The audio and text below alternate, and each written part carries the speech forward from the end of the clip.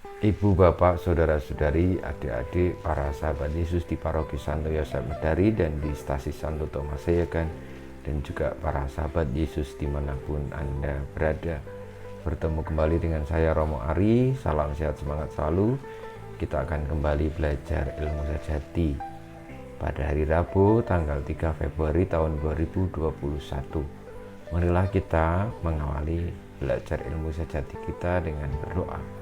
Dalam nama Bapa, Putra, dan Roh Kudus. Amin.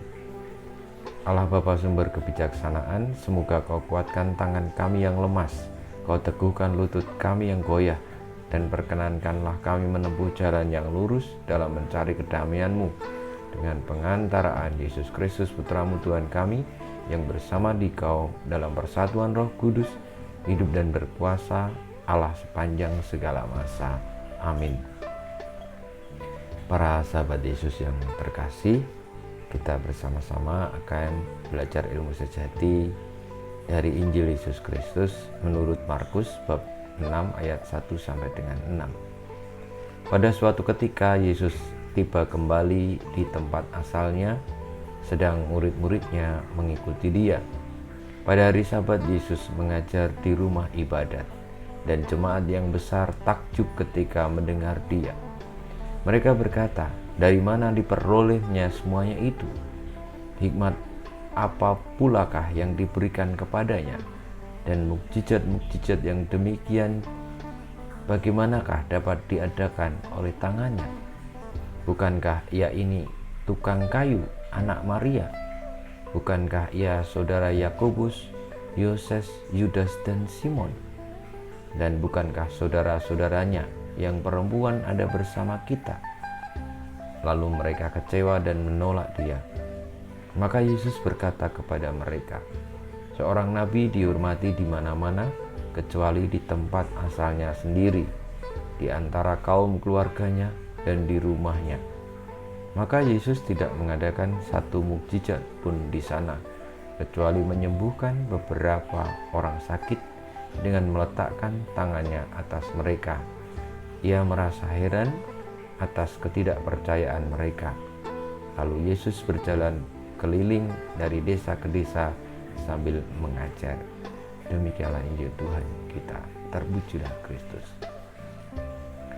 Saudara-saudariku, para sahabat Yesus yang terkasih, cerita tentang Yesus ditolak di daerahnya sendiri, di antara keluarga, kiranya juga kita alami sekarang ini, karena sifat manusia kadangkala ketika ada saudaranya yang sukses, yang berhasil, lalu yang muncul bukannya didukung, namun beberapa kali justru dipertanyakan karena memandang status.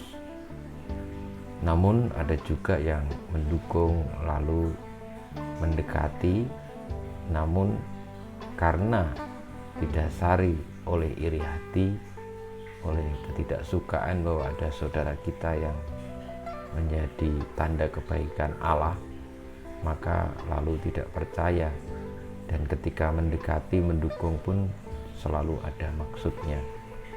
Saudara-saudariku, kiranya kita semua diingatkan oleh Tuhan Yesus, jika kita ini menjadi tanda kebaikan Allah, tentu kita harus siap untuk tidak diterima di antara orang-orang yang terdekat kita, di antara daerah kita, karena pasti akan dipertanyakan kenapa kita bisa sampai sehebat itu menurut mereka. Lalu mereka tidak akan percaya, atau orang-orang ini tidak akan percaya. Kalau percaya pun pasti ada maksud dan sebagainya. Namun tidak semuanya seperti itu.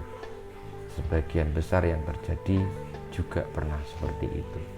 Semoga kita yang juga hidup di tengah-tengah dunia tidak menutup hati kita untuk percaya bahwa kasih Allah, rahmatnya, dan warta kenabiannya, mukjizatnya itu juga bisa hadir di antara orang-orang yang mungkin tidak pernah kita perhitungkan, atau yang karena dekat kita tahu bahwa lalu kita tidak percaya.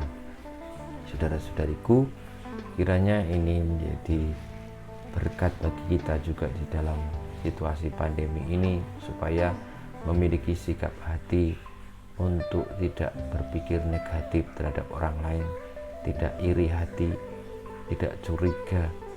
Dan akhirnya kalau kita memiliki pemikiran-pemikiran seperti itu, tidak akan maju. Bahkan masyarakat kita sendiri juga tidak akan pernah bersatu karena saling iri, saling tidak percaya. Semoga kita semua dibimbing oleh Tuhan, dan sehingga mukjizat-mukjizat itu bisa terjadi di antara kita, di tengah-tengah kita, karena kita percaya. Bahkan bisa terjadi melalui orang-orang yang ada di sekitar kita yang bahkan tidak pernah kita pandang atau kita anggap.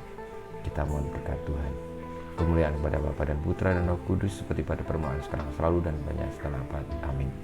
Ya Yesus, jadikanlah hati kami seperti hati-Mu. Tuhan bersamamu dan bersama Roh-Mu. Kita semua hidup kita, perjuangan kita untuk semakin percaya kepada Allah yang berkuasa melalui banyak hal, banyak orang, senantiasa dibimbing, dilindungi, diberkati oleh Allah yang Maha Kuasa, Bapa dan Putra dan Roh Kudus. Amin.